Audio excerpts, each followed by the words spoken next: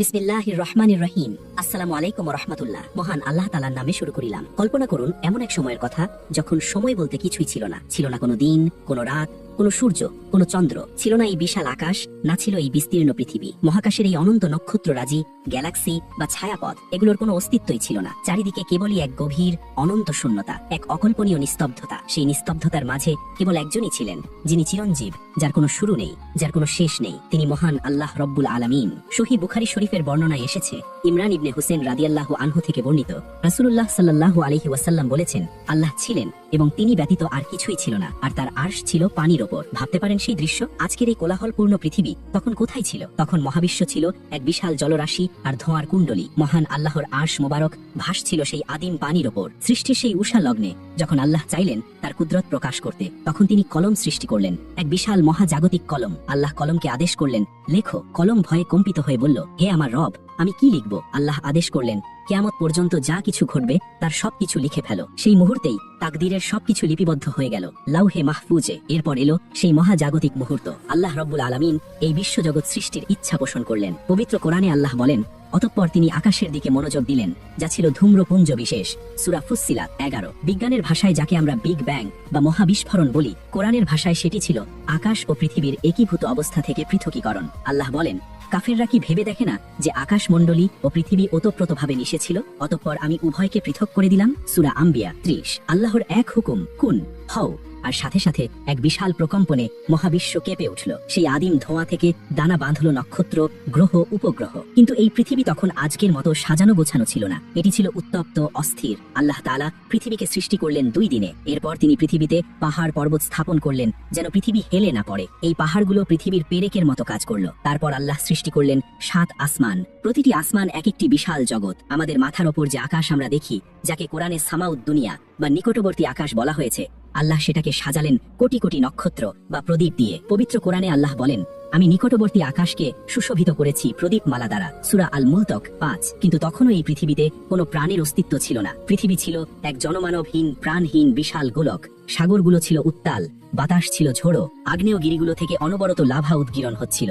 এক ভয়ঙ্কর সুন্দর দৃশ্য। মহান আল্লাহ তখন এই পৃথিবীকে প্রস্তুত করছিলেন এক বিশাল নাট্যমঞ্চ হিসেবে। কিন্তু কাদের জন্য? কার জন্য এই বিশাল আয়োজন? তখনও ফেরেশতারা ছাড়া আর কোনো বুদ্ধিমান সত্তা ছিল না। ফেরেশতারা নূরের তৈরি, তারা পবিত্র এবং সর্বদা আল্লাহর তসবিহ পাঠে মগ্ন। কিন্তু আল্লাহ চাইলেন এমন এক মাখলুক সৃষ্টি করতে যাদের ইচ্ছা শক্তি থাকবে, যারা আগুনের তৈরি হবে। আদম আলাইহিস সালামের সৃষ্টির হাজার হাজার বছর আগে এই পৃথিবীতে এক নতুন অধ্যায়ের সূচনা হতে যাচ্ছিল। পৃথিবী তখন প্রস্তুত হচ্ছিল তার প্রথম রাজত্ব দেখার জন্য, যে রাজত্ব মানুষের নয়, বরং এক অদৃশ্য শক্তির। এই বিশাল সৃষ্টির মাঝে পৃথিবী ছিল নিতান্তই ক্ষুদ্র, কিন্তু আল্লাহর পরিকল্পনায় এটি ছিল কেন্দ্রবিন্দু, কারণ এখানেই তিনি তার খালিফা প্রেরণ করবেন। কিন্তু খালিফা বা মানুষ আসার অনেক আগেই এই পৃথিবীর বুকে রাজত্ব করে গেছে এক দুর্ধর্ষ জাতি। তারা কারা? তারা কিভাবে এলো এবং কেনই বা তাদের ইতিহাস আজ ধ্বংসস্তূপে পরিণত হয়েছে? মহাকাশের সেই নিস্তব্ধতা ভেঙে পৃথিবী তখন নতুন এক কোলাহলের অপেক্ষায়। আল্লাহ তাআলা আগুন থেকে সৃষ্টি করতে যাচ্ছেন এক নতুন জাতি। মাটির মানুষ আসার বহু আগে আগুনের তৈরি সেই জিন জাতি কিভাবে পৃথিবীর দখল নিল এবং কিভাবে তাদের অহংকার ও রক্তপাত এই সুন্দর পৃথিবীকে জাহান্নামে পরিণত করেছিল, সে এক লোমহর্ষক ইতিহাস। প্রিয় বন্ধুরা, আমাদের এই ভিডিওগুলো মুসলিম, হিন্দু, খ্রিস্টান, বৌদ্ধ সব ধর্মের লোক দেখে থাকেন। আপনি কোন ধর্মের অনুসারী কমেন্ট করে জানিয়ে দিন। আপনি যদি মুসলিম হয়ে থাকেন, ভিডিওতে একটা লাইক দিয়ে শেয়ার করে দিন। এখনো যারা আমাদের চ্যানেল সাবস্ক্রাইব করেন নাই, চ্যানেলটি সাবস্ক্রাইব করে দিন। মহাবিশ্বের সৃষ্টির পর নক্ষত্ররাজি জ্বলে উঠেছে, পৃথিবী তার রূপ নিতে শুরু করেছে। কিন্তু তখনও এক বিশাল শূন্যতা বিরাজ করছিল প্রাণের স্পন্দনে। মহান আল্লাহ রাব্বুল আলামিন এই বিশাল সাম্রাজ্য কেবল জড় পদার্থের জন্য সৃষ্টি করেননি। তিনি চাইলেন এমন এক মাখলুক বা সৃষ্টি যারা হবে পবিত্রতার মূর্ত প্রতীক, যারা ক্লান্তিহীনভাবে তার গুণগান গাইবে। মাটি বা আগুন দিয়ে কিছু সৃষ্টি করার অনেক আগেই আল্লাহ তাআলা সৃষ্টি করলেন এক নূরের জগৎ। এই জগৎ হলো ফেরেশতাদের জগৎ। রাসূলুল্লাহ সাল্লাল্লাহু আলাইহি ওয়াসাল্লাম বলেছেন, ফেরেশতাদের সৃষ্টি করা হয়েছে নূর বা আলো থেকে, জিনদের সৃষ্টি করা হয়েছে ধোঁয়াবিহীন আগুন থেকে, এবং আদমকে সৃষ্টি করা হয়েছে তা থেকে যা তোমাদের কাছে বর্ণনা করা হয়েছে, মাটি। সাহিহ মুসলিম হাদিস নং 3996। আয়েশা রাদিয়াল্লাহু আনহা থেকে বর্ণিত। ফেরেশতারা আমাদের চেনা কোনো জাগতিক শরীরের অধিকারী নন। তাদের কোনো ক্ষুধা নেই, তৃষ্ণা নেই, ঘুম নেই, ক্লান্তি নেই। তাদের সৃষ্টি করা হয়েছে একমাত্র মহান আল্লাহর ইবাদত ও আনুগত্যের জন্য। তাদের মাঝে কোনো নাফস বা কুপ্রবৃত্তি দেওয়া হয়নি, ফলে তারা আল্লাহর অবাধ্য হওয়ার কোনো ক্ষমতা রাখেন না। তারা যা আদিষ্ট হন ঠিক তাই পালন করেন। কল্পনা করুন সেই সময়ের কথা যখন 7 আসমান জুড়ে কেবলই ফেরেশতাদের বিচরণ। তাদের সংখ্যা কত তা একমাত্র আল্লাহ ছাড়া আর কেউ জানে না। রাসূলুল্লাহ সাল্লাল্লাহু আলাইহি ওয়াসাল্লাম মেরাজের রাতে সপ্তম আসমানে বাইতুল মামুর দর্শন করেছিলেন। তিনি বলেন, সেখানে প্রতিদিন 70,000 ফেরেশতা প্রবেশের মাধ্যমে ইবাদত করেন। যারা একবার বের হয়ে আসেন তারা কিয়ামত পর্যন্ত আর দ্বিতীয়বার প্রবেশের সুযোগ পান না। সাহিহ বুখারী। চিন্তা করুন, সৃষ্টির শুরু থেকে আজ পর্যন্ত প্রতিদিন যদি 70,000 নতুন ফেরেশতা একটি ঘরে প্রবেশ করেন এবং তাদের পালা আর ফিরে না আসে, তবে আল্লাহর এই নূরের সৈন্যবাহিনী কত বিশাল। ফেরেশতাদের শারীরিক গঠনও মানুষের কল্পনার বাইরে। তাদের কারো 2টি ডানা, কারো 3টি, কারো 4টি, আবার কারো তার চেয়েও অনেক বেশি। মহান ফেরেশতা জিব্রাইল আলাইহিসসালাম, যিনি সকল নবী রাসূলের কাছে আল্লাহর বাণী বা ওহী নিয়ে আসতেন, তার রূপ ছিল অকল্পনীয়। রাসূলুল্লাহ সাল্লাল্লাহু আলাইহি ওয়াসাল্লাম তাকে তার আসল রূপে মাত্র 2 বার দেখেছিলেন। হাদিসে বর্ণিত হয়েছে, জিব্রাইল আলাইহিসসালামের 600টি ডানা রয়েছে। তিনি যখন তার ডানাগুলো মেলে ধরেন তখন পূর্ব থেকে পশ্চিম পর্যন্ত পুরো দিগন্ত ঢেকে যায়। তার ডানা থেকে মণিমুক্তা ও নূরের ঝর্ণা ঝরে পড়ে। মুসনাদে আহমদ। ফেরেশতাদের মধ্যে মর্যাদার ভিন্নতা রয়েছে। তাদের মধ্যে 4 জন প্রধান ফেরেশতা, জিব্রাইল, মিকাইল, ইসরাফিল এবং মালাকুল মাউত আলাইহিমুসসালাম। জিব্রাইল আলাইহিসসালাম হলেন রুহুল আমিন বা বিশ্বস্ত আত্মা, আল্লাহর শক্তি ও আদেশের বাহক তিনি। মিকাইল আলাইহিসসালাম নিয়োজিত আছেন বৃষ্টি বর্ষণ ও জীবিকা বন্টনের দায়িত্বে। তার ভয়ে এবং আল্লাহর আদেশের অপেক্ষায় তিনি এতটাই তটস্থ যে হাদিসে এসেছে, জাহান্নাম সৃষ্টি হওয়ার পর থেকে মিকাইল আলাইহিসসালাম আর কখনো হাসেননি। ইসরাফিল আলাইহিসসালাম শিঙা বা বাঁশি মুখে নিয়ে মহাকাশের দিকে তাকিয়ে আছেন। আল্লাহর হুকুম হওয়া মাত্রই তিনি ফু দেবেন এবং মহাবিশ্ব ধ্বংস হয়ে যাবে। তার দৃষ্টি পলকের জন্য সরে যায় না, পাছে হুকুম পালন করতে এক মুহূর্ত দেরি হয়ে যায়। আর মালাকুল মাউত, যিনি প্রাণ হরণের দায়িত্বে নিয়োজিত। এছাড়াও রয়েছেন আরশ বহনকারী ফেরেশতারা, হামালাতুল আরশ। তাদের বিশালত্বের বর্ণনা দিতে গিয়ে রাসূলুল্লাহ সাল্লাল্লাহু আলাইহি ওয়াসাল্লাম বলেন, আমাকে অনুমতি দেওয়া হয়েছে আরশ বহনকারী ফেরেশতার একজনের বর্ণনা দেওয়ার। তার কানের লতি থেকে কাঁধের পর্যন্ত দূরত্ব হলো 700 বছরের পথের সমান। সুনানে আবু দাউদ। সুবহানাল্লাহ, যদি কেবল কাঁধ থেকে কানের দূরত্ব এত বিশাল হয়, তবে পূর্ণ ফেরেশতাটি কত বিশাল। আর সেই মহান রবের শান কত উঁচে, যার আরশ এই বিশাল ফেরেশতারা বহন করছেন। এই ফেরেশতারা আসমানগুলোকে জীবন্ত করে রেখেছিলেন। কোনো আসমানই খালি ছিল না।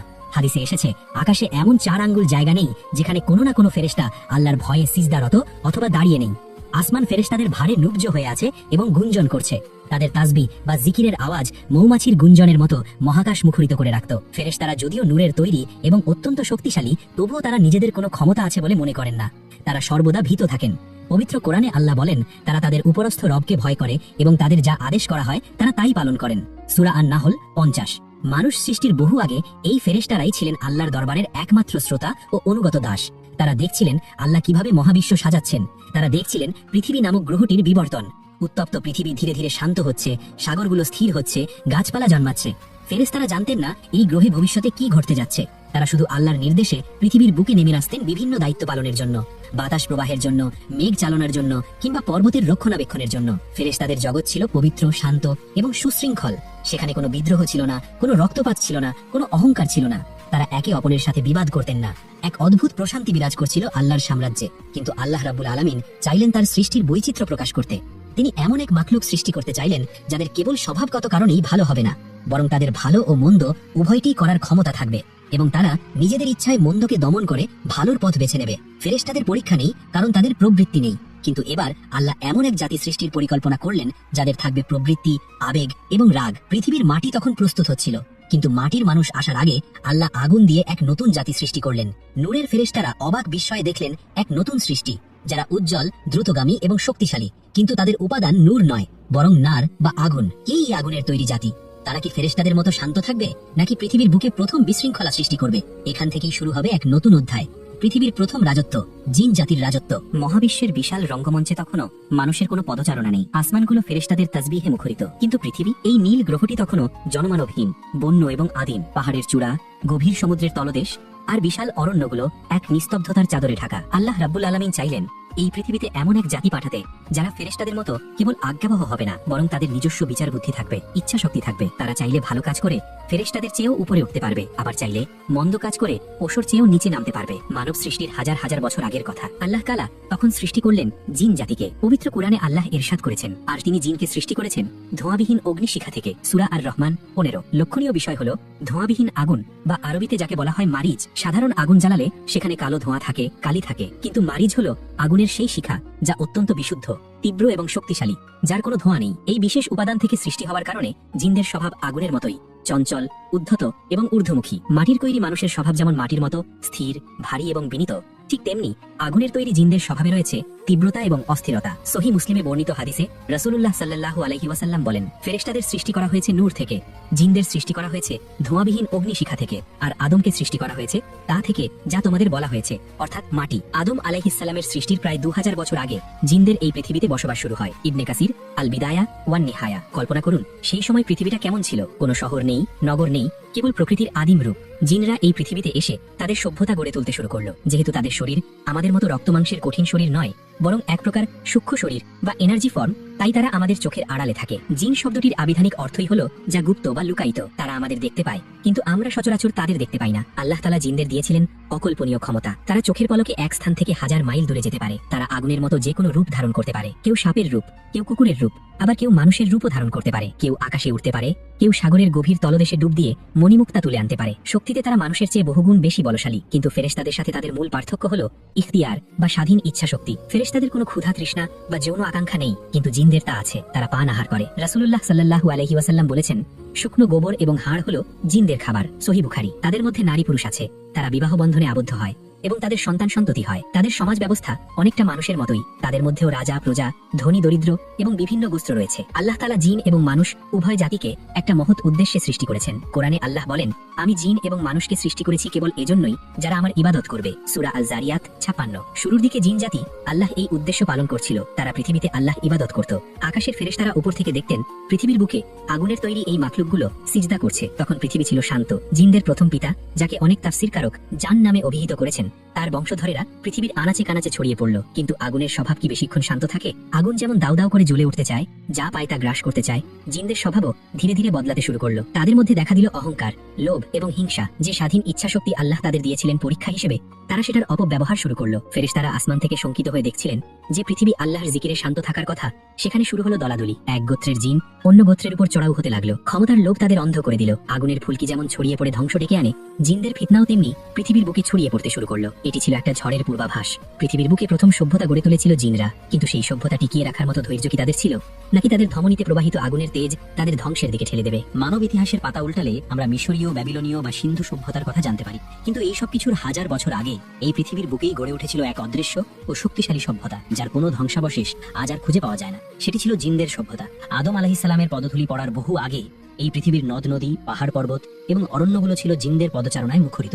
আল্লাহ রব্বুল আলামিন যখন জিন জাতিকে সৃষ্টি করলেন এবং তাদের পৃথিবীতে বসবাস করার অনুমতি দিলেন, তখন পৃথিবী ছিল এক অপার সৌন্দর্যের আধার। জিনরা তাদের স্বভাবজাত ক্ষমতার বলে পৃথিবীর দুর্গম স্থানগুলোতে বসতি স্থাপন করতে শুরু করলো। মানুষের মতো তাদের ঘরবাড়ি তৈরির জন্য ইট পাথরের প্রয়োজন হতো না। তাদের কেউ কেউ বসবাস করত গভীর সমুদ্রের তলদেশে, কেউ পাহাড়ের গহীন গুহায়, আবার কেউ বাতাসের ঝাপটায় মরুভূমির বুকে। তাদের জীবনযাত্রা ছিল বৈচিত্র্যময়। যেহেতু তাদের শরীর আগুনের তৈরি, তাই তাদের শক্তি ছিল অকল্পনীয়। তারা চোখের পলকে এক মহাদেশ থেকে অন্য মহাদেশে যাতায়াত করতে পারত। আজকের বিজ্ঞানের যুগে আমরা যে প্রযুক্তির স্বপ্ন দেখি, জিনরা তাদের জন্মগত ক্ষমতার বলেই তা করত। তারা সমুদ্রের তলদেশ থেকে মণিমুক্তা তুলে এনে তাদের জগৎ সাজাত। পাহাড়ের চূড়ায় বসে তারা নক্ষত্ররাজির দিকে তাকিয়ে মহান রবের তাসবিহ পাঠ করত। প্রাথমিক যুগে জিনদের মধ্যে একত্ববাদ ও ন্যায় বিচার প্রতিষ্ঠিত ছিল। তাদের নবী বা পথপ্রদর্শকরা তাদের আল্লাহের হুকুম মেনে চলার নির্দেশ দিতেন। আসমান থেকে ফেরেশতারা আল্লাহের রহমত নিয়ে তাদের কাছে আসতেন। পৃথিবী জুড়ে তখন লা ইলাহা ইল্লাল্লাহের ধ্বনি উচ্চারিত হতো। জিনরা জামাতবদ্ধ হয়ে সালাত আদায় করত। তাদের সমাজ ব্যবস্থায় ছিল গোত্রপতি, বিচারক এবং শাসক। তারা বিবাহ করত, সন্তান জন্ম দিত এবং পরিবার গড়ে তুলত। এই সময়কালেই জিনদের মধ্যে এক বিশেষ ব্যক্তিত্বের উত্থান ঘটে, যার নাম ছিল আজাজিল, যাকে আমরা ইবলিস নামে চিনি। সে ছিল জিন জাতির অন্যতম সেরা ইবাদতকারী। তার জ্ঞান, প্রজ্ঞা এবং ইবাদতের একাগ্রতা ছিল বিস্ময়কর। সে সময় আজাজিল কিন্তু অভিশপ্ত ছিল না, বরং সে ছিল বড় মাপের আবেদ ও আলেম। বর্ণিত আছে সে পৃথিবীর এক স্থান থেকে অন্য স্থানে কেবল আল্লাহের সিজদা করার জন্য ছুটে বেড়াত। পৃথিবীর এমন কোনো বিগত জায়গা বাকি ছিল না যেখানে আজাজিল আল্লাহের উদ্দেশ্যে সিজদা করেনি। তার এই কঠোর সাধনা এবং পবিত্রতা দেখে ফেরেশতারাও বিস্মিত হতেন। কিন্তু আগুনের একটি স্বভাব হলো, এটি যেমন আলো দেয়, তেমনি এটি দাহ্য এবং ধ্বংসাত্মক। জিনদের ধমনীতে প্রবাহিত সেই নার বা আগুনের তেজ সবসময় শান্ত থাকে না। দীর্ঘ সময় ধরে পৃথিবীতে রাজত্ব করার পর জিনদের মধ্যে বিলাসিতা ও ক্ষমতার লোভ জন্ম নিতে শুরু করলো। সভ্যতার উন্নতির সাথে সাথে তাদের মধ্যে বিভেদ সৃষ্টি হতে লাগলো। এক গোত্র অন্য গোত্রকে নিজেদের চেয়ে ছোট মনে করতে শুরু করলো। ঠিক যেমন আগুন উপরের দিকে উঠতে চায়, জিনদের অহংকারও আকাশচুম্বী হতে চাইল। তারা আল্লাহের দেওয়া অফুরন্ত নিয়ামত ভোগ করত, কিন্তু কৃতজ্ঞতা আদায়ের পরিবর্তে নিজেদের শক্তি নিয়ে বড়াই করতে শুরু করলো। পৃথিবীর উর্বর ভূমি এবং সম্পদের দখল নিয়ে তাদের মধ্যে ছোটখাটো বিবাদ শুরু হলো। যে পৃথিবী এতদিন আল্লাহের জিকিরে শান্ত ছিল, সেখানে শোনা যেতে লাগলো ঝগড়া আর বিবাদের শব্দ। ফেরেশতারা আকাশ থেকে লক্ষ্য করছিলেন পৃথিবীর বুকে এক নতুন কালো ছায়া নেমে আসছে। আজাজিল তখনও আল্লাহের ইবাদতে মগ্ন। সে নিজেকে সাধারণ জিনদের পাপাচার থেকে দূরে রাখত। তার মনে তখনও অহংকারের বীজ ডালপালা মেলেনি, কিন্তু সে নিজেকে অন্যদের চেয়ে শ্রেষ্ঠ এবং আলাদা ভাবতে শুরু করেছিল। সে ভাবত, আমি আগুনের তৈরি হয়েও ফেরেশতাদের মতো পবিত্র জীবন যাপন করছি, তাই আমি সবার চেয়ে উত্তম। এই সূক্ষ্ম আত্মতৃপ্তিই ছিল তার পতনের প্রথম ধাপ। যদিও তখনও তা প্রকাশ পায়নি। এদিকে সাধারণ জিনদের সমাজ ধীরে ধীরে পাপে নিমজ্জিত হতে থাকে। ন্যায় বিচারের স্থান দখল করে নিল জুলুম। দুর্বলের ওপর সবল জিনদের অত্যাচার বাড়তে লাগলো। আল্লাহের আইন অমান্য করে তারা নিজেদের মন গড়া আইন তৈরি করতে লাগলো। পৃথিবীর বাতাস ভারী হয়ে উঠছিল তাদের পাপাচারের গন্ধে।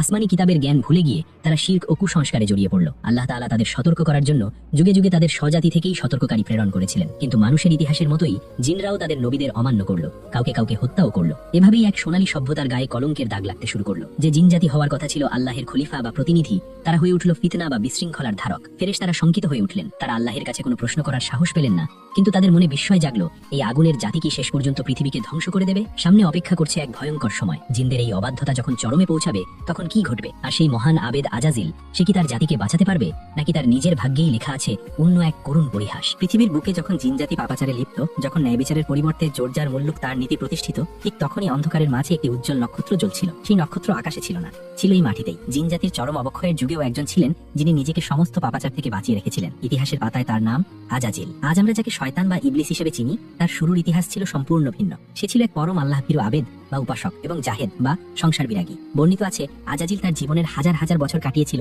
কেবল আল্লাহের সিজদায়। পৃথিবীর এমন কোন স্থান বাকি ছিল না যেখানে সে তার কপাল ঠেকিয়ে আল্লাহের প্রশংসা করেনি। তার কান্নায় আকাশ বাতাস ভারী হয়ে উঠত। তার ইবাদতের নিষ্ঠা ও কঠোরতা দেখে আসমানের ফেরেশতারাও বিস্মিত হতেন। আল্লাহ রাব্বুল আলামিন হলেন ন্যায় বিচারক। তিনি কারো আমল বা কর্ম বিফলে যেতে দেন না। আজাজিলের এই একাগ্রতা ও ইবাদতের পুরস্কার স্বরূপ আল্লাহ তাকে এক অভাবনীয় সম্মান দান করলেন। তিনি তাকে মাটি থেকে আসমানে তুলে নিলেন। আগুনের তৈরি একটি সৃষ্টিকে নূরের তৈরি ফেরেশতাদের সাথে থাকার অনুমতি দেওয়া হলো। এটি ছিল এক বিরল ঘটনা। আসমানে উঠে আজাজিল তার ইবাদতের মাত্রা আরো বাড়িয়ে দিল।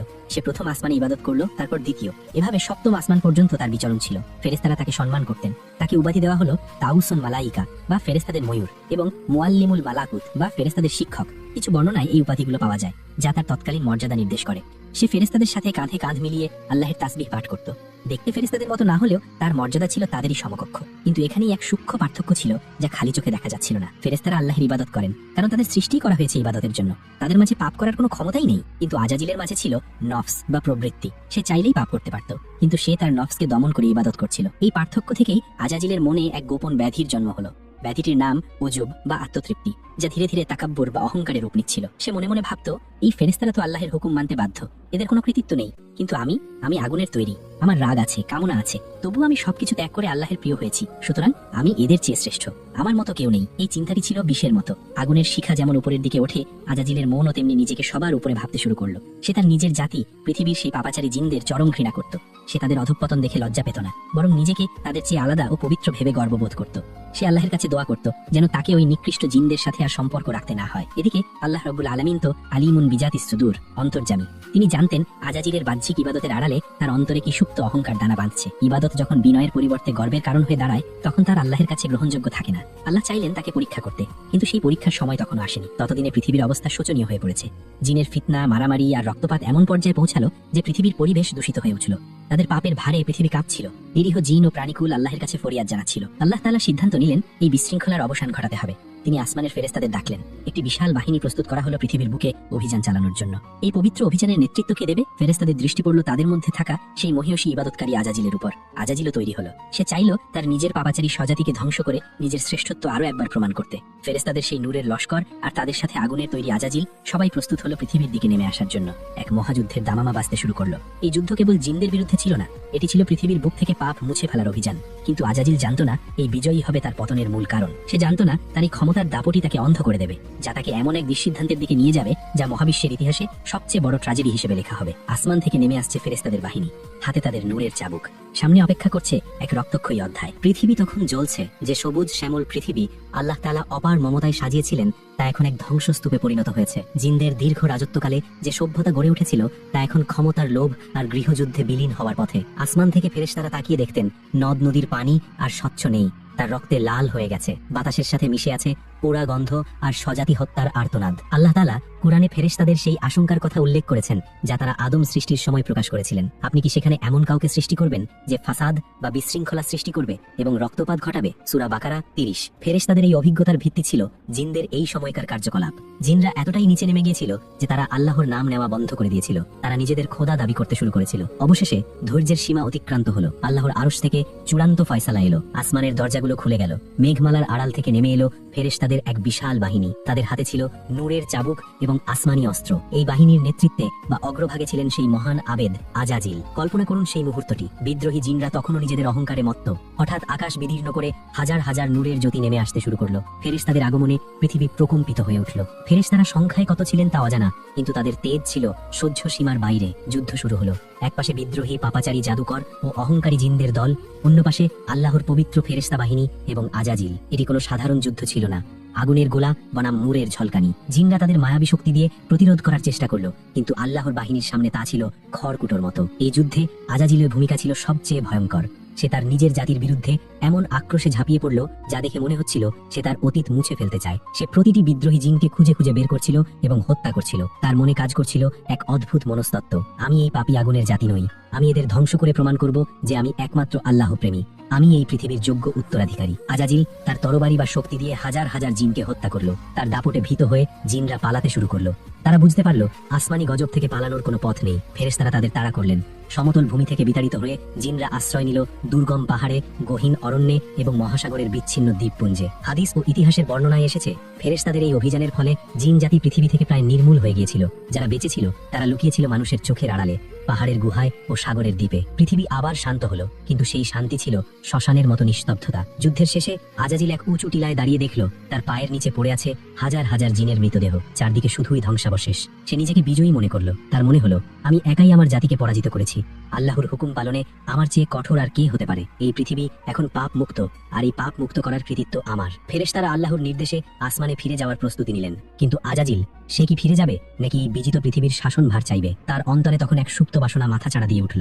এই পৃথিবী এখন খালি। এখানে আল্লাহর ইবাদত করার এবং শাসন করার অধিকার একমাত্র তার। সে জানতো না এই বিজয় আসলে তার জন্য কোনো পুরস্কার ছিল না, বরং এটি ছিল এক কঠিন পরীক্ষার অংশ। সে তার স্বজাতিকে হত্যা করেছে ঠিকই, কিন্তু নিজের ভেতরের অহংকার নামক শত্রুকে সে চিনতে পারেনি। রক্তে ভেজা এই পৃথিবীর মাটিতে দাঁড়িয়ে আজাজিল যখন নিজেকে সর্বশ্রেষ্ঠ ভাবছিল, তখন আরশে আজিমে এক নতুন ঘোষণা আসার প্রস্তুতি চলছিল। এমন এক ঘোষণা যা আজাজিলের সমস্ত গর্ব মাটির সাথে মিশিয়ে দেবে। পৃথিবী এখন প্রস্তুত নতুন কোনো আগন্তুকের জন্য। কিন্তু কে আসবে? ফেরেশতারা ফিরে গেলেন আসমানে, আর আজাজিল রইল তার অহংকার নিয়ে। কিন্তু মহাকালের চিত্রনাট্য তখনও বাকি। মহাজাগতিক সেই যুদ্ধের পর পৃথিবীর বুক থেকে কোলাহল থেমে গেল। যে মাটি এতদিন জিনদের দাপট, চিৎকার আর অনাচারে প্রকম্পিত ছিল, সেখানে নেমে এলো এক গভীর ও ভুতুড়ে নিস্তব্ধতা। ফেরেশতাদের অভিযানের মুখে টিকতে না পেরে বিদ্রোহী জিনদের অবশিষ্ট অংশ তখন প্রাণ ভয়ে দিক বিদিক জ্ঞান শূন্য হয়ে পালিয়ে বেড়াচ্ছিল। আল্লাহ রাব্বুল আলামিন ফেরেশতাদের নির্দেশ দিয়েছিলেন পৃথিবীকে পাপাচার মুক্ত করতে, কিন্তু তিনি জিন জাতিকে সমূলে ধ্বংস করতে চাননি। কারণ কিয়ামত পর্যন্ত তাদের বংশধরদের অস্তিত্ব থাকার বিধান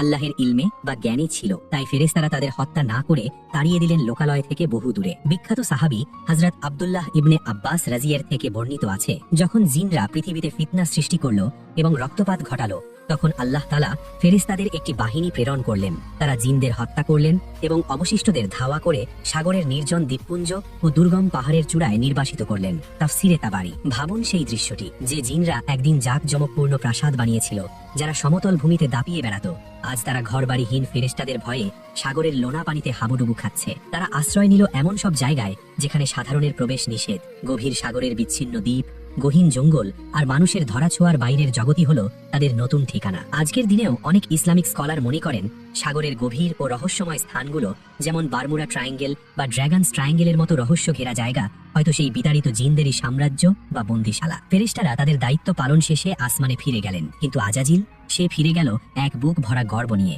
তার মনে হলো সে আজ এক অসম্ভবকে সম্ভব করেছে।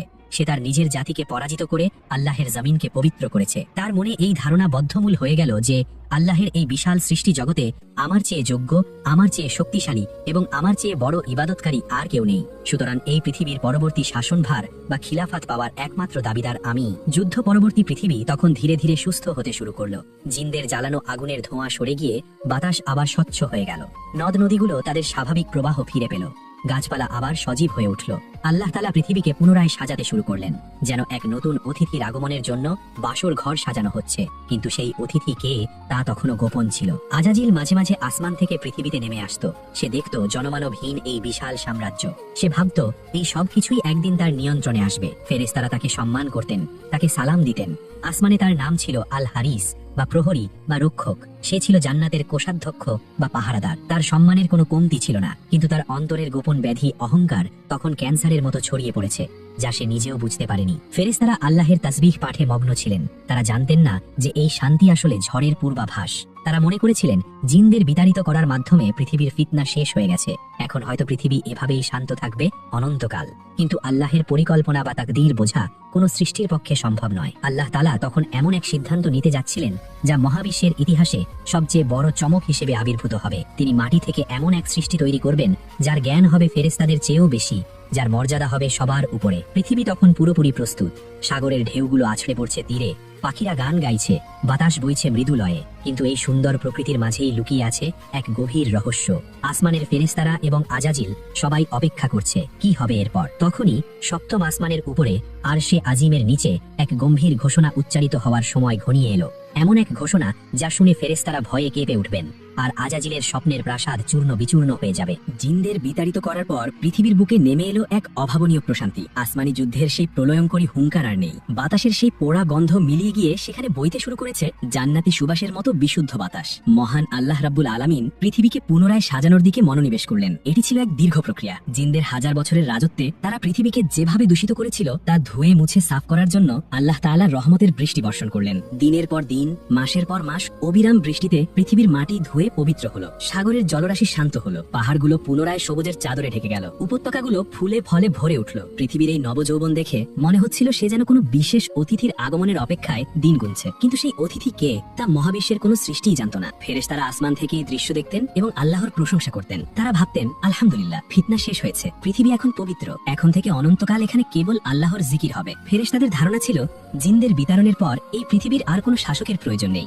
আসমান থেকে ফেরেশতারাই আল্লাহর হুকুম অনুযায়ী এর রক্ষণাবেক্ষণ করবেন। কিন্তু এই ধারণা ভুল ছিল একজনের, তিনি আজাজিল। আজাজিল তখন আসমান এবং জমিন উভয় জগতেই বিচরণ করত। ফেরেশতাদের শিক্ষক এবং নেতাদের কাতারে থাকার কারণে তার মর্যাদা ছিল আকাশচুম্বী। যুদ্ধের পর সে প্রায় পৃথিবীতে নেমে আসতো। সে একাই ঘুরে বেড়াতো জনমানবহীন বিশাল প্রান্তর, পাহাড়ের চূড়া এবং নদীর তীরে। কল্পনা করুন আজাজিলের মানসিক অবস্থা। সে পৃথিবীর বুকে হেঁটে বেড়াচ্ছে যেখানে একসময় শক্তিশালী জিন বাদশারা রাজত্ব করত। আজ তারা কেউ নেই, সব ফাঁকা। আজাজিল মনে মনে ভাবত, এই বিশাল সাম্রাজ্য এখন কার? যারা এখানে ছিল তারা পাপী ছিল বলে আল্লাহ তাদের ধ্বংস করেছেন, আর আমি তাদের ধ্বংস করেছি আল্লাহর হুকুম মেনে। আমি নিজেকে প্রমাণ করেছি। সুতরাং এই পৃথিবীর পরবর্তী খলিফা বা প্রতিনিধি হওয়ার যোগ্যতা একমাত্র আমারই আছে। তার অন্তরের গভীরে এক সুপ্ত বাসনা দানা বাঁধছিল। সে স্বপ্ন দেখত আল্লাহ তাকেই এই পৃথিবীর একছত্র অধিপতি ঘোষণা করবেন। সে ফেরেশতাদের উপর ছড়ি ঘোরাবে, পৃথিবীকে নিজের মতো করে শাসন করবে। তার এই উচ্চাকাঙ্ক্ষা এতটাই প্রবল ছিল যে সে নিজের ইবাদতের বিনিময়ে আল্লাহর কাছেই রাজত্ব আশা করতে শুরু করেছিল। অথচ ইবাদত হওয়ার কথা ছিল নিঃস্বার্থ, কেবল আল্লাহর সন্তুষ্টির জন্য। সময় বয়ে যেতে লাগলো। মহাকালের হিসাবে এই সময়টা কত দীর্ঘ ছিল তা আমাদের জানা নেই। হতে পারে তা 1000 বছর বা তার চেয়েও বেশি। পৃথিবী তখন পুরোপুরি প্রস্তুত।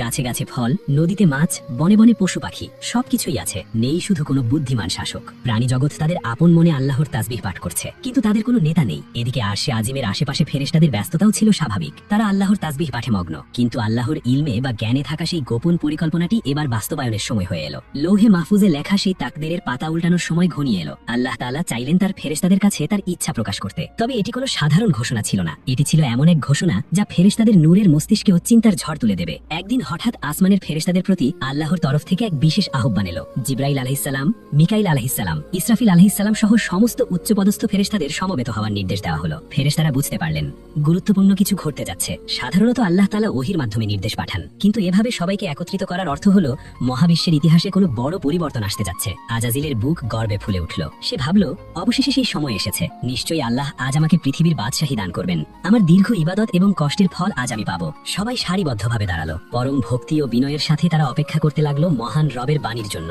চারদিক নিস্তব্ধ, পিন পতন নীরবতা, কেবল আল্লাহর নূরের তাজাল্লি অনুভব করা যাচ্ছিল। তখন মহান আল্লাহ রাব্বুল আলামিন সেই ঐতিহাসিক ঘোষণাটি দিলেন, যা পবিত্র কুরআনের সূরা বাকারায় বর্ণিত হয়েছে। এই একটি বাক্য মহাবিশ্বের ইতিহাসকে চিরতরে বদলে দেওয়ার জন্য যথেষ্ট ছিল। ফেরেশতারা যা ভাবছিলেন আর আজাজিল যা আশা করছিলেন তার কিছুই হলো না, বরং এমন এক কথা উচ্চারিত হলো যা শুনে বিস্ময়ে হতবাক হয়ে গেল আসমানবাসী। কি ছিল সেই ঘোষণা? কেন তা শুনে ফেরেশতারা প্রশ্ন করার সাহস করেছিলেন? আর আজাজিলের স্বপ্নের প্রাসাদে কিভাবে আঘাত লাগলো? সামনে আসছে সেই নাটকীয় মুহূর্ত যখন আল্লাহ তার গোপন রহস্য ফাঁস করলেন এবং মানুষের সৃষ্টির কথা জানালেন। সপ্তম আসমানের উপরে সিদরাতুল মুনতাহার নিকটে এক নূরের মহাসমাবেশ। জিবরাইল আলাইহিস সালাম, মিকাইল আলাইহিস সালাম, ইসরাফিল আলাইহিস সালাম এবং আজাজিল সহ অগণিত ফেরেশতা সারিবদ্ধভাবে দাঁড়িয়ে আছেন। তাদের মস্তক অবনত, দৃষ্টি নিম্নগামী। মহান রবের ভয়ে এবং সম্মানে এক পিনপতন নীরবতা বিরাজ করছে। সেখানে সময়ের কোনো হিসাব নেই, কেবল আল্লাহর নূরের তাজাল্লি বা জ্যোতি বিচ্ছুরিত হচ্ছে। অবশেষে সেই মহেন্দ্রক্ষণ উপস্থিত হলো। মহান আল্লাহ রাব্বুল আলামিন ফেরেশতাদের সম্বোধন করলেন। তার বাণী কোনো সাধারণ আওয়াজ নয়, এটি সরাসরি রুহের ভেতরে প্রকম্পন সৃষ্টি করে। আল্লাহ তাআলা ঘোষণা করলেন, ইন্নী জাইলুন ফিল আরদি খলিফা, অর্থ নিশ্চয়ই আমি পৃথিবীতে একজন প্রতিনিধি বা খলিফা সৃষ্টি করতে যাচ্ছি। সূরা বাকারা 30। এই একটি বাক্য শুনেই আজাজিলের হৃদস্পন্দন যেন থমকে গেল। খলিফা মানে প্রতিনিধি, শাসক বা স্থলাভিষিক্ত? আজাজিল ভাবল, আল্লাহ নিশ্চয়ই আমার কথা বলছেন। আমিই তো সেই খলিফা। আমি আগুনের তৈরি, আমি শক্তিশালী, আমি 1000 বছর ধরে ইবাদত করেছি। এই পদ তো আমারই প্রাপ্য। তার মনে আনন্দের হিল্লোল বয়ে গেল, কিন্তু পরক্ষণেই তার ভুল ভাঙল যখন সে বুঝতে পারল আল্লাহ তাকে খলিফা বলছেন না, বরং তিনি সৃষ্টি করতে যাচ্ছেন, মানে এমন কেউ যে এখনো অস্তিত্বেই নেই। ফেরেশতারাও এই ঘোষণায় চরম বিস্মিত হলেন। তাদের বিস্ময়ের কারণ ভিন্ন ছিল। তারা তাদের দীর্ঘ স্মৃতিশক্তি হাতড়ে দেখলেন, এর আগে যারা পৃথিবীতে ছিল সেই জিন জাতি, তারা ইখতিয়ার বা স্বাধীন ইচ্ছা শক্তি পেয়ে কি করেছিল? তারা রক্তপাত করেছিল, ফিতনা সৃষ্টি করেছিল এবং আল্লাহর নাফরমানি করেছিল। ফেরেশতারা ভাবলেন, আবার কি সেই একই ইতিহাসের পুনরাবৃত্তি হবে? আবার কি পৃথিবীতে এমন কেউ যাবে যারা মারামারি করবে, কাটাকাটি করবে? ফেরেশতারা আল্লাহর হুকুমের প্রতি দ্বিমত পোষণ করেননি, নাউজুবিল্লাহ। কারণ ফেরেশতারা বিদ্রোহ করতে পারেন না, কিন্তু তারা বিষয়টি বুঝতে চাইলেন। তাদের মনে যে শঙ্কা জেগেছিল তা তারা অত্যন্ত বিনয় ও আদবের সাথে আল্লাহর কাছে পেশ করলেন। কুরআনের ভাষায় তাদের সেই প্রশ্নটি ছিল এমন, আপনি কি সেখানে এমন কাউকে সৃষ্টি করবেন যে ফাসাদ বা বিশৃঙ্খলা সৃষ্টি করবে এবং রক্তপাত ঘটাবে? অথচ আমরাই তো আপনার প্রশংসিত তাসবিহ পাঠ করছি এবং আপনার পবিত্রতা ঘোষণা করছি। সূরা বাকারা 30। এই কথার অর্থ ছিল, হে আমাদের রব, আমরা কি আপনার ইবাদতের জন্য যথেষ্ট নই? আমাদের জীবনে কোনো পাপ নেই, আমরা দিন রাত আপনার পবিত্রতা বর্ণনা করি। তাহলে কেন মাটির তৈরি এমন এক মাখলুক দরকার যাদের প্রবৃত্তি থাকবে, যারা পাপ করার ক্ষমতা রাখবে?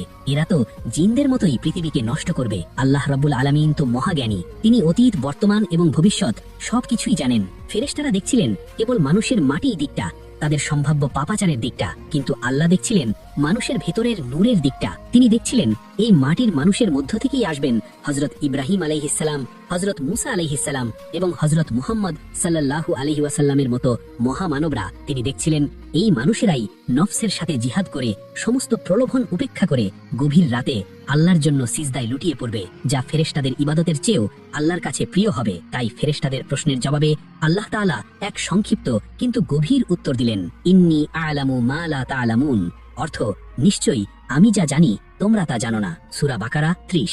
এই উত্তরের পর ফেরেশতারা একেবারে চুপ হয়ে গেলেন। তারা বুঝতে পারলেন আল্লাহর এই পরিকল্পনার পেছনে এমন কোনো বিশাল রহস্য বা হিকমত আছে যা তাদের জ্ঞানের সীমার বাইরে। তারা লজ্জিত হলেন এবং তওবা করলেন। তাদের আর কোনো প্রশ্ন রইল না। তারা সম্পূর্ণভাবে আল্লাহর ইচ্ছার কাছে আত্মসমর্পণ করলেন। কিন্তু আজাজিল, তার অবস্থা ছিল ভিন্ন।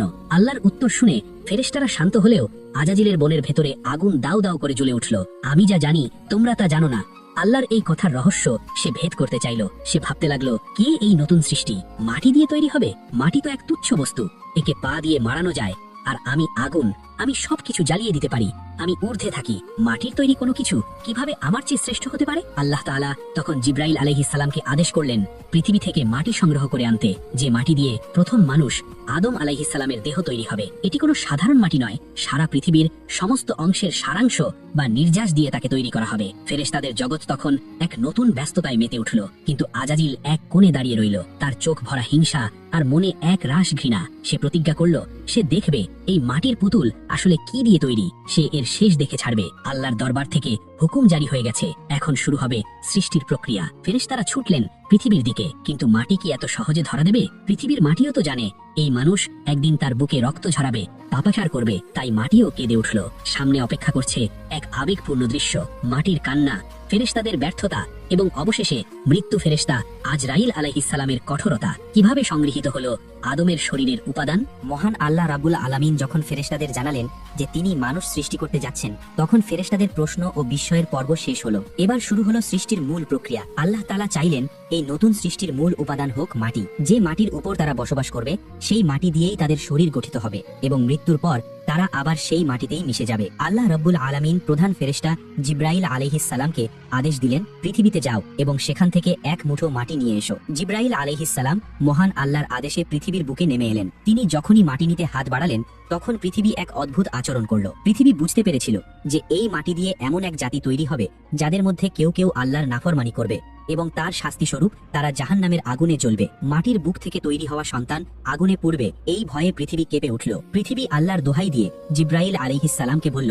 আমি তোমার কাছে আল্লাহর আশ্রয় চাইছি, তুমি আমার অঙ্গহানি করো না, আমার অংশ নিয়ে এমন কাউকে সৃষ্টি করো না যারা পাপ করবে এবং শাস্তির মুখোমুখি হবে। পৃথিবীর এই করুণ আরতি শুনে দয়ালু ফেরেশতা জিব্রাইল আলাইহিস সালামের মন গলে গেল। তিনি মাটি না নিয়েই খালি হাতে আল্লাহর দরবারে ফিরে গেলেন। তিনি বললেন, হে আল্লাহ, পৃথিবী আপনার নাম দিয়ে আশ্রয় চেয়েছে, তাই আমি তাকে কষ্ট দিয়ে মাটি আনতে পারিনি। এরপর আল্লাহ তাআলা পাঠালেন মিকাইল আলাইহিস সালামকে, কিন্তু পৃথিবীর সেই একই ফরিয়াদ শুনে তিনিও মাটি না নিয়ে ফিরে এলেন। অবশেষে আল্লাহ তাআলা পাঠালেন মালাকুল মাউত বা মৃত্যুর ফেরেশতা আজরাইল আলাইহিস সালামকে। তিনি যখন পৃথিবীতে নামলেন পৃথিবী আবার সেই একই আকুতি জানালো। পৃথিবী বলল, আল্লাহর দোহাই, আমাকে অক্ষত থাকতে দাও। কিন্তু আজরাইল আলাইহিস সালাম ছিলেন কর্তব্যের প্রতি অবিচল। তিনি আবেগের চেয়ে আল্লাহর আদেশকে প্রাধান্য দিলেন। তিনি পৃথিবীকে বললেন, আমিও আল্লাহর কাছে আশ্রয় চাইছি এই বলে যে আমি যেন তার আদেশ পালন না করে খালি হাতে ফিরে না যাই। এই বলে তিনি পৃথিবীর কোনো আকুতি না শুনে মাটি তুলে নিলেন। তবে তিনি কেবল এক জায়গার মাটি নিলেন না, তিনি পৃথিবীর বিভিন্ন প্রান্ত থেকে নরম মাটি, শক্ত মাটি, কালো মাটি, লাল মাটি, সাদা মাটি, উর্বর মাটি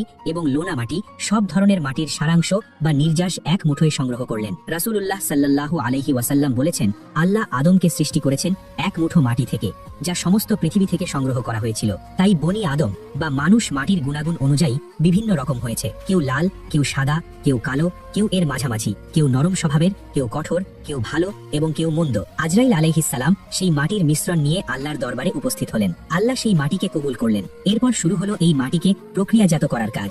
এটি কোনো সাধারণ মূর্তি তৈরির মতো ছিল না, এটি ছিল মহাকালের শ্রেষ্ঠ শিল্পকর্ম। প্রথমে সেই শুষ্ক মাটিকে ভেজানো হলো। এই মাটি তখন কাদা মাটিতে পরিণত হলো, যাকে কুরআনে বলা হয়েছে তিন বা টিন। এরপর সেই কাদাকে দীর্ঘ সময় ফেলে রাখা হলো, তা আঠালো ও চটচটে কাদায় পরিণত হলো, যাকে বলা হয় তিন লাজিব বা আঠালো কাদা। এরপর সেই কাদামাটি কালো বর্ণ ধারণ করলো এবং তা থেকে এক প্রকার গন্ধ বের হতে শুরু করলো। এই অবস্থাকে বলা হয় হামা মাসনুন বা পচা কাদা। এটি ছিল মানুষ সৃষ্টির অন্যতম উপাদান, যা তার নশ্বরতা ও মাটির সাথে সম্পর্কের প্রতীক। সর্বশেষ ধাপে মহান আল্লাহ এই মাটির মণ্ডকে শুকালেন। শুকালে শুকাতে তা এমন শক্ত ও ঝনঝনে হয়ে গেল যে তাতে টোকা দিলে পোড়া মাটির কলস বা হাড়ির মতো ঠন ঠন শব্দ হতো। এই অবস্থাকে কুরআনে বলা হয়েছে সালসাল কাল ফাখার বা পোড়া মাটির মতো শুষ্ক মাটি। এই দীর্ঘ প্রক্রিয়ার পর মহান আল্লাহ নিজ হাত, যা তার শানের উপযুক্ত, দিয়ে আদম আলাইহিস সালামের অবয়ব বা আকৃতি গঠন করলেন। তিনি নিজ হাতে অত্যন্ত নিপুণভাবে মানুষের চোখ, কান, নাক, মুখ এবং হাত পা তৈরি করলেন। আদমের উচ্চতা ছিল 60 হাত, প্রায় 90 ফুট, এক বিশাল ও সুঠাম দেহের ভাস্কর্য। এই দেহ মোবারকটি জান্নাতের প্রবেশদ্বারের কাছে বা মতান্তরে মক্কা ও তায়েফের মধ্যবর্তী এক উপত্যকায় দীর্ঘ 40 বছর ফেরেশতাদের সময়ের হিসাবে পড়েছিল। তখনও তাতে প্রাণ বা রূহ দেওয়া হয়নি। এটি ছিল কেবল একটি মাটির তৈরি বিশাল ভাস্কর্য। বাতাস তার শরীরের ভিতর দিয়ে প্রবেশ করত এবং অন্য পাশ দিয়ে বের হয়ে যেত, আর তাতে বাঁশির মতো শব্দ হতো। ফেরেশতারা এই অদ্ভুত সৃষ্টির পাশ দিয়ে যাতায়াত করতেন। তারা অবাক হয়ে এই বিশাল দেহের দিকে তাকিয়ে থাকতেন। তারা ভাবতেন, এর পেটের ভেতরটা ফাঁপা কেন? এই মাটির পুতুল দিয়ে আল্লাহ কি করবেন? কিন্তু একজন ছিল যে এই সৃষ্টির দিকে তাকিয়ে স্বস্তি পাচ্ছিল না। সে ছিল আজাজিল। সে এই মাটির দেহের চারপাশ দিয়ে ঘুরে বেড়াতো। সে লাথি মেরে দেখত এটি কতটা শক্ত। সে শরীরের ভিতর ঢুকে দেখত এর গঠন কেমন। সে ফেরেশতাদের বলতো, তোমরা ভয় পেও না, এটি ফাঁপা ও দুর্বল। যদি আমাকে এর উপর ক্ষমতা দেওয়া হয় তাহলে আমি একে ধ্বংস করে দেব, আর যদি একে আমার উপর ক্ষমতা দেওয়া হয় তাহলে আমি অবশ্যই এর অবাধ্যতা করব। আজাজিল বুঝতে পারছিল না যে এই মাটির দেহের আসল শক্তি তার বাহ্যিক গঠনে নয়, বরং তার ভিতরে যে রূহ বা আত্মা ফুঁকে দেওয়া হবে তার মধ্যে। সে মাটির তুচ্ছতা দেখল, কিন্তু আল্লাহর কারিগরির মহত্ব দেখল না। পৃথিবীর মাটি থেকে উঠে আসা এই দেহটি এখন প্রস্তুত। মহাবিশ্ব এক শ্বাসরুদ্ধকর মুহূর্তের অপেক্ষায়। কবে এই মাটির পুতুল কথা বলবে, কবে এর চোখ মেলবে? কিন্তু রূহ দেওয়ার আগে আজাজিল তার হিংসার চরম বহিঃপ্রকাশ ঘটাতে চাইল। সে চাইল এই সৃষ্টির মধ্যে এমন কিছু ঢুকিয়ে দিতে যা তাকে আজীবন বিপথগামী করবে। জান্নাতের প্রবেশদ্বারের অদূরে এক বিশাল মাটির দেহ পড়ে আছে। দীর্ঘ 40 বছর ফেরেশতাদের সময়ের হিসাবে এই দেহটি সেখানে শায়িত। রোদ, বৃষ্টি এবং মহাকালের প্রবাহ এর ওপর দিয়ে বয়ে গেছে। প্রথমে যা ছিল কর্দমাক্ত মাটি, তা এখন শুকিয়ে ঝনঝনে পোড়া মাটির মতো হয়ে গেছে। এটি আদম আলাইহিস সালামের দেহ মোবারক, কিন্তু এর ভেতরে এখনো প্রাণের স্পন্দন নেই, নেই কোনো শ্বাস প্রশ্বাস। এটি কেবলই এক বিশাল নিথর ভাস্কর্য। ফেরেশতারা যখনই এই বিশাল আকৃতির পাশ দিয়ে যেতেন তারা ভীত হতেন। তারা এমন অবয়ব আগে কখনো দেখেননি। তাদের মনে প্রশ্ন জাগত, আল্লাহ কেন এই বিশাল মাটির স্তূপ তৈরি করে ফেলে রেখেছেন? এর কাজ কি? কিন্তু এই মাটির দেহের প্রতি যার আকর্ষণ এবং ভীতি সবচেয়ে বেশি ছিল সে হলো আজাজিল। সে কিছুতেই নিজেকে স্থির রাখতে পারছিল না। অজানা এক আশঙ্কায় তার ভেতরটা তোলপাড় হচ্ছিল। সে বারবার সেই মাটির দেহের কাছে ফিরে আসতো। একদিন আজাজিল তার দলবল নিয়ে সেই দেহের পাশ দিয়ে যাচ্ছিল। ফেরেশতারা ভয় পেয়ে পিছু হটলে আজাজিল দম্ভ ভরে এগিয়ে গেল। সে আদম আলাইহিস সালামের শুষ্ক মাটির শরীরে লাথি মারল। সাথে সাথে মাটির কলসিতে টোকা দিলে যেমন ঠন ঠন শব্দ হয় তেমনি এক শব্দ পুরো উপত্যকায় প্রতিধ্বনিত হলো। আজাজিল তাচ্ছিল্যের হাসি হেসে বলল, তোমরা একে দেখে ভয় পাচ্ছ কেন? এটি তো ফাঁপা, এর ভেতরটা শূন্য। আজাজিল কেবল লাথি মেরেই ক্ষান্ত হলো না। সহিহ মুসলিম ও অন্যান্য হাদিস গ্রন্থের বর্ণনায় ইঙ্গিত পাওয়া যায় সেই দেহের মুখ দিয়ে প্রবেশ করে এর পেছন দিক দিয়ে বের হয়ে আসতো। সেই মাটির দেহকে গভীরভাবে পর্যবেক্ষণ করত। সে ফেরেশতাদের বলল, আমি পরীক্ষা করে দেখেছি এটি আজওয়াফ বা ফাঁপা সৃষ্টি। এটি নিজের সত্তাকে ধরে রাখতে পারবে না। এর ক্ষুধা লাগবে, এর প্রবৃত্তি থাকবে। একে পথভ্রষ্ট করা খুবই সহজ। আজাজিলের এই কথাগুলোর মধ্যে ছিল গভীর হিংসা। সে বুঝতে পেরেছিল আল্লাহ তাআলা এই মাটির মানুষকে এমন কিছু বিশেষত্ব দিয়ে তৈরি করেছেন যা আগুনের তৈরি জিনদের নেই। কিন্তু সে তার অহংকারের কারণে এই সত্য মেনে নিতে পারছিল না যে মাটির তৈরি কিছু তার চেয়ে শ্রেষ্ঠ হতে পারে। সে মনে মনে প্রতিজ্ঞা করল, যদি আল্লাহ একে আমার উপর প্রাধান্য দেন তবে আমি অবশ্যই এর বিরোধিতা করব, আর যদি আমাকে এর উপর ক্ষমতা দেওয়া হয় তবে আমি একে ধ্বংস করে ছাড়ব। ফেরেশতারা যখন আজাজিলের এই অধ্যত্বপূর্ণ আচরণ দেখল তারা কিছুটা অবাক হলো, কিন্তু আজাজিল তখনও তাদের শিক্ষক, তাদের নেতা, তাই তারা নীরব রইল। আজাজিল ফেরেশতাদের অভয় দিয়ে বলল, তোমরা ঘাবড়ে যেও না। যদি রব এই মাটির পুতুলকে জীবন দেন এবং আমাদের হুকুম করেন একে সম্মান দেখাতে, তবুও আমি একে গ্রাহ্য করব না, কারণ আগুনের তেজ মাটির চেয়ে অনেক বেশি। আসলে আজাজিল তখনও জানতো না যে এই মাটির দেহের ভেতরে আল্লাহ কি মহামূল্যবান বস্তু গচ্ছিত রেখেছেন। সে দেখছিল কেবল বাইরের আবরণ, কিন্তু আল্লাহ প্রস্তুত করছিলেন ভেতরের জগৎ। অবশেষে সেই অপেক্ষার প্রহর শেষ হলো। আল্লাহ রাব্বুল আলামিন সিদ্ধান্ত নিলেন তিনি এখন এই মাটির দেহে তার বিশেষ রূহ বা আত্মা ফুঁকে দেবেন। আল্লাহ তাআলা সমস্ত ফেরেশতাদের সমবেত হবার নির্দেশ দিলেন। এটি ছিল মহাজাগতিক এক দরবার। জিব্রাইল, মিকাইল, ইসরাফিল, আজাজিল এবং অগণিত ফেরেশতা সারিবদ্ধভাবে দাঁড়ালেন। আদম আলাইহিস সালামের সেই বিশাল দেহটি তাদের সামনে শায়িত। আল্লাহ রাব্বুল আলামিন ফেরেশতাদের উদ্দেশ্য করে এক কঠোর আদেশ জারি করেন। কোরআনে আল্লাহ বলেন, যখন আমি তাকে পূর্ণাঙ্গ রূপ দেব এবং তার মধ্যে আমার রূহ ফুঁকে দেব তখন তোমরা তার প্রতি সিজদা অবনত হবে। সূরা আল হিজার 29। এই আদেশের অর্থ পরিষ্কার, রূহ প্রবেশের সাথে সাথেই সবাইকে সিজদা করতে হবে। এটি কোনো ইবাদতের সিজদা ছিল না, এটি ছিল সম্মানের সিজদা, সিজদাই তাহিয়া, যা সেই যুগে আল্লাহের নির্দেশে বৈধ ছিল। ফেরেশতারা মানসিকভাবে প্রস্তুত হলেন। তারা জানতেন আল্লাহের হুকুম অমান্য করার কোনো সুযোগ নেই। কিন্তু আজাজিলের চেহারা কালো হয়ে গেল। সিজদা এই মাটির পুতুলকে যাকে সে লাথি মেরেছে, যার ভেতরে সে ঢুকে দেখেছে এটি ফাঁপা, সে কি এই নগণ্য সৃষ্টির সামনে মাথা নত করবে? তার হাজার বছরের ইবাদত, তার মর্যাদা, তার আগুনের আভিজাত্য সবকে ধুলায় মিশিয়ে দেবে? একদিকে আল্লাহের সরাসরি আদেশ, অন্যদিকে আজাজিলের আকাশচুম্বী অহংকার। মহাবিশ্ব এক চরম নাটকীয় মুহূর্তের মুখোমুখি। মাটির দেহে রূহ প্রবেশের প্রক্রিয়া শুরু হতে যাচ্ছে। ফেরেশতারা তটস্থ হয়ে তাকিয়ে আছেন, আর আজাজিল সে দাঁড়িয়ে আছে এক রাজবী মূর্তির মতো। তার অন্তরে জ্বলছে বিদ্রোহের আগুন। সে সিদ্ধান্ত নিয়ে ফেলেছে, সে কিছুতেই মাথা নত করবে না। কিন্তু সে জানে না যে এই একটি সিদ্ধান্ত তাকে আজাজিল থেকে চিরকালের অভিশপ্ত ইবলিসে পরিণত করবে। সামনে অপেক্ষা করছে সেই ঐতিহাসিক মুহূর্ত। রূহ আসছে, আদম আলাইহিস সালাম জেগে উঠছেন এবং সাথে সাথেই শুরু হবে মহাজাগতিক ইতিহাসের সবচেয়ে বড় বিভাজন। 40 বছরের দীর্ঘ অপেক্ষার অবসান হলো। জান্নাতের প্রবেশদ্বারে শায়িত আদম আলাইহিস সালামের বিশাল মাটির দেহে আজ মহান আল্লাহ প্রাণের সঞ্চার করবেন। ফেরেশতারা গোল হয়ে দাঁড়িয়ে আছেন, তাদের দৃষ্টি নিবদ্ধ সেই মাটির দেহের দিকে। আজাজিলও দাঁড়িয়ে আছে, তার চোখে সন্দেহ আর অন্তরে বিদ্রোহের আগুন। আল্লাহ রাব্বুল আলামিন তার রূহ বা আত্মা থেকে আদমের দেহে ফুঁকে দিলেন। কোরআনের ভাষায় ফাইজা সাওয়াইতুহু ওয়া নাফাখতু ফীহি মির রূহি, যখন আমি তাকে সুষম করব এবং তাতে আমার রূহ ফুঁকে দেব। রূহ প্রবেশ করতে শুরু করলো আদমের মাথার দিক থেকে। রূহ যেখানে যেখানে স্পর্শ করছিল শুষ্ক মাটি সেখানে রক্ত, মাংস আর জীবন্ত কোষে পরিণত হচ্ছিল। রূহ যখন তার মস্তিষ্কে ও চোখে পৌঁছালো আদম আলাইহিস সালাম প্রথমবারের মতো চোখ মেললেন। তিনি দেখলেন জান্নাতের অপরূপ ফলমূল ও ফেরেশতাদের জগৎ। রূহ যখন তার নাকে পৌঁছালো তিনি একটি হাঁচি দিলেন। এটি ছিল মানব ইতিহাসের প্রথম শ্বাস প্রশ্বাস এবং প্রথম প্রতিক্রিয়া। হাঁচি দেওয়ার সাথে সাথেই আল্লাহ তাআলার ইলহামে আদম আলাইহিস সালামের মুখ থেকে প্রথম যে বাক্যটি উচ্চারিত হলো তা হলো আলহামদুলিল্লাহ, সমস্ত প্রশংসা আল্লাহর। আল্লাহ রাব্বুল আলামিন তৎক্ষণাৎ উত্তর দিলেন, ইয়ারহামুকাল্লাহু ইয়া আদম, হে আদম তোমার রব তোমার উপর রহমত বর্ষণ করুন। সুবহানাল্লাহ। মানুষের জীবনের শুরুই হলো আল্লাহর রহমত দিয়ে। আল্লাহ প্রথমেই তাকে শাসন করেননি, বরং রহমতের দোয়া দিয়েছেন। রূহ তখনও পুরো শরীরে পৌঁছায়নি, কেবল কোমর পর্যন্ত এসেছে। কিন্তু আদম আলাইহিস সালাম জান্নাতের ফল খাওয়ার জন্য বা উঠে দাঁড়ানোর জন্য তাড়াহুড়ো শুরু করলেন। তিনি হাত দিয়ে ভর দিয়ে ওঠার চেষ্টা করলেন, কিন্তু পারলেন না। 40 বছরের দীর্ঘ অপেক্ষার অবসান হলো। জান্নাতের প্রবেশদ্বারে শায়িত আদম আলাইহিস সালামের বিশাল মাটির দেহে আজ মহান আল্লাহ প্রাণের সঞ্চার করবেন। ফেরেশতারা গোল হয়ে দাঁড়িয়ে আছেন, তাদের দৃষ্টি নিবদ্ধ সেই মাটির দেহের দিকে। আজাজিলও দাঁড়িয়ে আছে, তার চোখে সন্দেহ আর অন্তরে বিদ্রোহের আগুন। আল্লাহ রাব্বুল আলামিন তার রূহ বা আত্মা থেকে আদমের দেহে ফুঁকে দিলেন। কোরআনের ভাষায় ফাইজা সাওয়াইতুহু ওয়া নাফাখতু ফীহি মির রূহি, যখন আমি তাকে সুষম করব এবং তাতে আমার রূহ ফুঁকে দেব। রূহ প্রবেশ করতে শুরু করলো আদমের মাথার দিক থেকে। রূহ যেখানে যেখানে স্পর্শ করছিল শুষ্ক মাটি সেখানে রক্ত, মাংস আর জীবন্ত কোষে পরিণত হচ্ছিল। রূহ যখন তার মস্তিষ্কে ও চোখে পৌঁছালো আদম আলাইহিস সালাম প্রথমবারের মতো চোখ মেললেন। তিনি দেখলেন জান্নাতের অপরূপ ফলমূল ও ফেরেশতাদের জগৎ। রূহ যখন তার নাকে পৌঁছালো তিনি একটি হাঁচি দিলেন। এটি ছিল মানব ইতিহাসের প্রথম শ্বাস প্রশ্বাস এবং প্রথম প্রতিক্রিয়া। হাঁচি দেওয়ার সাথে সাথেই আল্লাহ তাআলার ইলহামে আদম আলাইহিসসালামের মুখ থেকে প্রথম যে বাক্যটি উচ্চারিত হলো তা হলো আলহামদুলিল্লাহ, সমস্ত প্রশংসা আল্লাহর। আল্লাহ রাব্বুল আলামিন তৎক্ষণাৎ উত্তর দিলেন, ইয়ারহামুকাল্লাহু ইয়া আদম, হে আদম, তোমার রব তোমার উপর রহমত বর্ষণ করুন। সুবহানাল্লাহ। মানুষের জীবনের শুরুই হলো আল্লাহর রহমত দিয়ে। আল্লাহ প্রথমেই তাকে শাসন করেননি, বরং রহমতের দোয়া দিয়েছেন। রূহ তখনও পুরো শরীরে পৌঁছায়নি, কেবল কোমর পর্যন্ত এসেছে। কিন্তু আদম আলাইহিসসালাম জান্নাতের ফল খাওয়ার জন্য বা উঠে দাঁড়ানোর জন্য তাড়াহুড়ো শুরু করলেন। তিনি হাত দিয়ে ভর দিয়ে ওঠার চেষ্টা করলেন, কিন্তু পারলেন না, কারণ পা তখনও মাটির মতো ছিল। আল্লাহ পবিত্র কোরআনে এই স্বভাবের কথা উল্লেখ করে বলেছেন, মানুষ সৃষ্টিগতভাবেই তাড়াহুড়ো প্রিয়। অবশেষে রূহ যখন তার পায়ের আঙ্গুল পর্যন্ত পৌঁছালো, আদম আলাইহিসসালাম একজন পূর্ণাঙ্গ মানুষ হিসেবে উঠে দাঁড়ালেন।